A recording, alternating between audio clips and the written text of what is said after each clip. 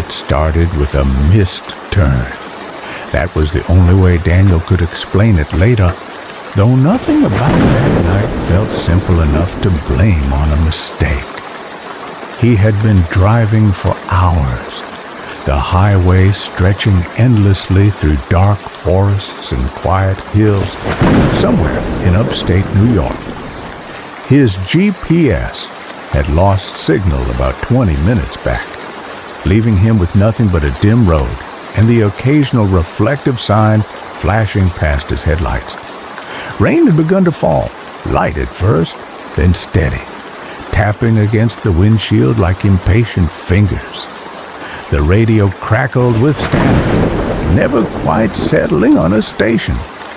He didn't like the silence, so he left it on anyway, letting the faint noise fill the car. That was when he saw the sign, Willow Creek Road, next right. He didn't remember seeing it on the map earlier, but something about it felt convenient. A shortcut, maybe. His eyes were tired, his hands stiff on the wheel. Without thinking too much, he slowed down and turned. The road was narrower, lined with tall, leaning trees that seemed to press inward, their branches weaving together overhead like a tunnel.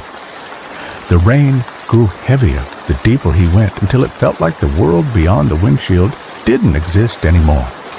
A few minutes passed, then 10, then more. No houses, no lights, no other cars, just the road. And then, suddenly, something else. A bus stop.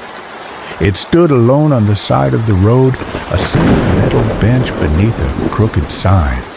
No shelter, no lighting, just a lonely place that didn't make sense in the middle of nowhere. And someone was sitting there. Daniel slowed the car instinctively. The figure didn't move. It looked like a woman, head slightly tilted downward, long dark hair covering her face. She wore something pale, maybe a coat or a dress. It was hard to tell through the rain. He hesitated. Then, against his better judgment, he rolled the window down just a crack. "Hey," he called out. "You okay?" The figure didn't respond. The rain filled the silence. He frowned, glancing around. No buildings, no sign of life anywhere. "You need a ride?" He tried again. Slowly, too slowly, the woman lifted her head. Though Daniel couldn't see her face clearly, he felt something tighten in his chest. Because she wasn't looking at him. She was looking past him, at the back seat. Daniel's breath caught, and instinctively he turned to look behind him. The back seat was empty. Of course it was empty. He let out a short, nervous laugh under his breath, trying to shake off the sudden chill crawling up his spine. When he'd turned back, the woman was already standing. He hadn't seen her rise. Sorry, he said quickly. Didn't mean to bother you." She stepped closer to the car, her movement slow and deliberate. The rain soaked through her clothes, but she didn't seem to notice. As she came nearer, Daniel could finally see her face, or at least parts of it. Her skin was pale, too pale, and her eyes. They didn't reflect the headlights properly. It was like the light disappeared inside them. "You're going the wrong way," she said. Her voice was soft, almost drowned by the rain, but it carried something strange, like it didn't belong to the moment. Daniel frowned. "What do you mean?" "This road doesn't go where you think it does."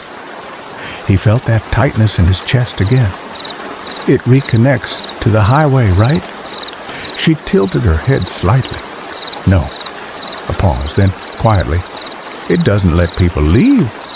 A chill ran through him, sharper this time. "Okay," he said slowly, forcing a small smile. "That's not funny. I'm not joking."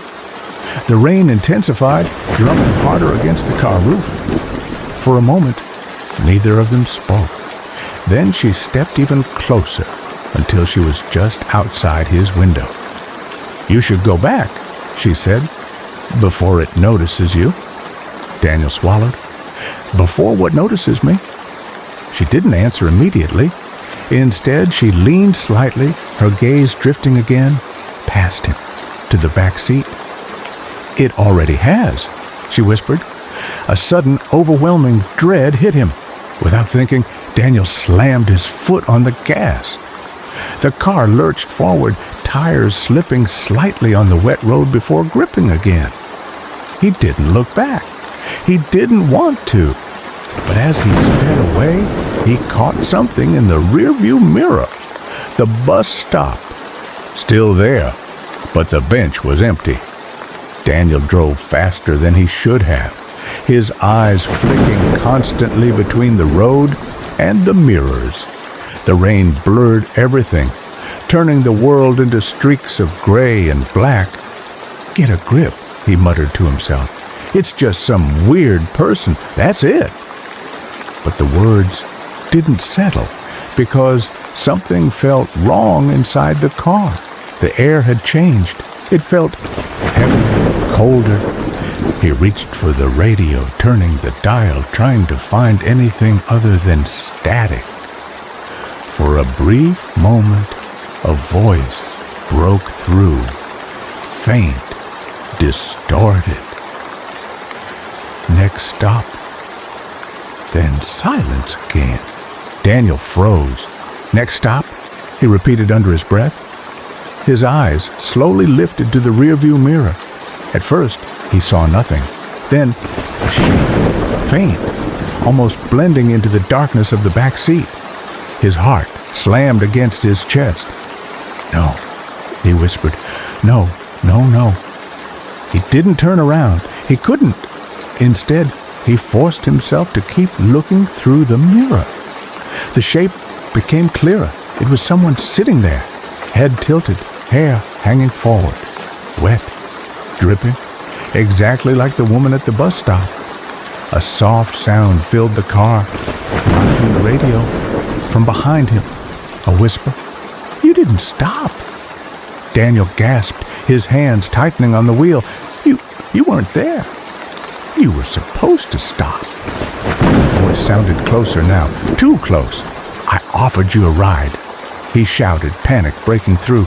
"You said I should leave." There was a pause. Then, very softly, "That wasn't me." Daniel's vision blurred as fear surged through him. The road ahead suddenly shifted, or maybe he just noticed it for the first time. The trees, they weren't passing anymore.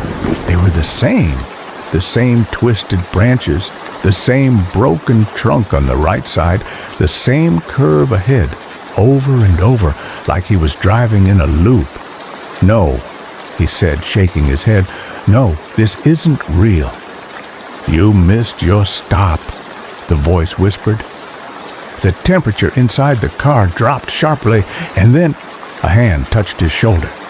Daniel screamed, jerking the wheel instinctively. The car skidded on the wet road, tires losing grip as it spun sideways.